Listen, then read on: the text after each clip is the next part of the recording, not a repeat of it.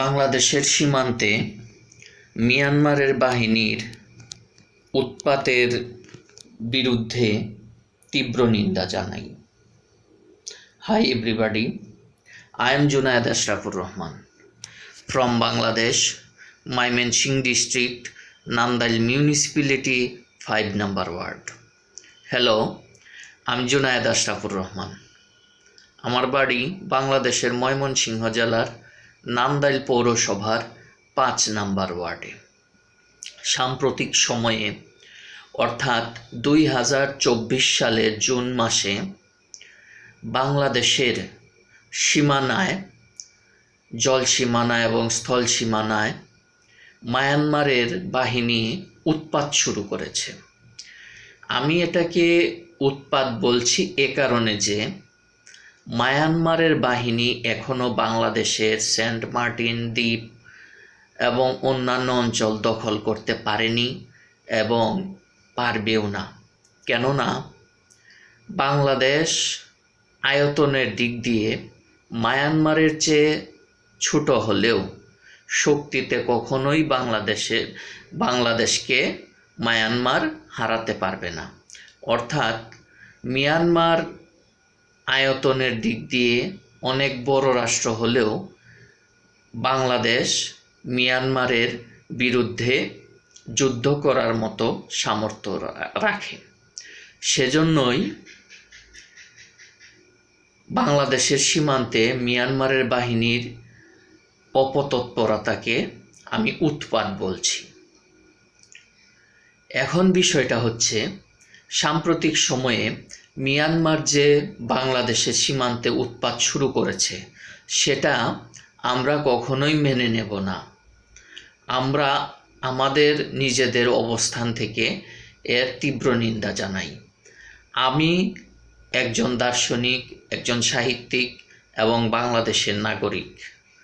সেই অবস্থান থেকে আমি মিয়ানমারের এই উৎপাতের বিরুদ্ধে তীব্র নিন্দা জানিয়ে এই ভিডিও ইন্টারনেটে আপলোড করছি।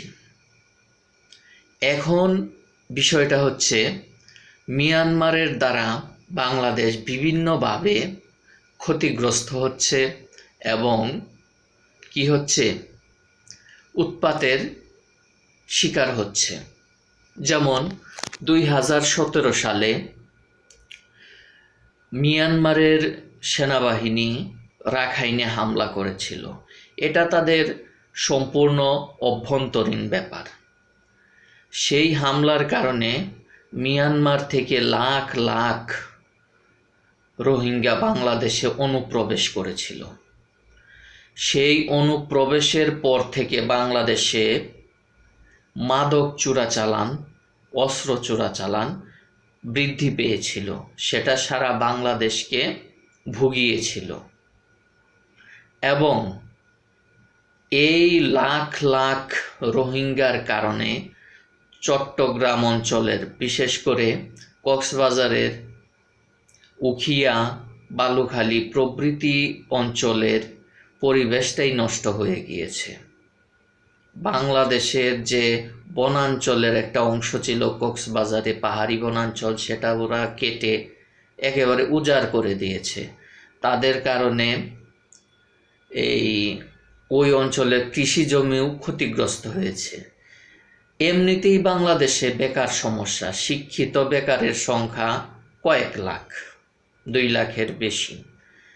এই পরিস্থিতিতে বাংলাদেশে লাখ লাখ রোহিঙ্গা অনুপ্রবেশ করে বাংলাদেশে অনেক সমস্যা তৈরি করেছে। মিয়ানমার সরকারের উচিত এই রোহিঙ্গাদেরকে তাদের দেশে ফিরিয়ে নিয়ে তাদেরকে নাগরিকত্ব দেয়া। সেটা না করে উল্টো বাংলাদেশের সীমান্তে ওরা উৎপাত শুরু করেছে। আমরা বাংলাদেশের জনগণ এই উৎপাতের বিরুদ্ধে তীব্র নিন্দা জানাই। মিয়ানমার উৎপাত শুরু করেছে ঠিক, কিন্তু ওরা বাংলাদেশ দখল করতে পারবে না। কারণ আমরা বাংলাদেশের মানুষ দেশপ্রেমিক, রাজনীতিক এবং সাধারণ জনসাধারণ যিনিরা রাজনীতি করেন না তিনিরাও দেশপ্রেমিক। যেমন আমি রাজনীতি করি না, কিন্তু আমার মধ্যে দেশপ্রেম পুরোপুরি রয়েছে। আমি দার্শনিক, আমি সাহিত্যিক। সে অবস্থান থেকে আমি দেশপ্রেমে উদ্বুদ্ধ হয়েও লেখালেখি করি। এখন মায়ানমার যদি বাংলাদেশে হামলা করে, তাহলে আমার মতো একজন অরাজনৈতিক ব্যক্তিও সেই হামলার বিরুদ্ধে রুখে দাঁড়াবো। বাংলাদেশে সেনাবাহিনী আছে, বাংলাদেশে বিজিবি আছে এবং আরও অনেক আইনশৃঙ্খলা রক্ষাকারী বাহিনী আছে। ওরাও মায়ানমারের বিরুদ্ধে রুখে দাঁড়াবে। অতএব বাংলাদেশের মানুষের এটা টেনশন করার কোনো কারণ নাই যে মিয়ানমার বাংলাদেশ দখল করবে।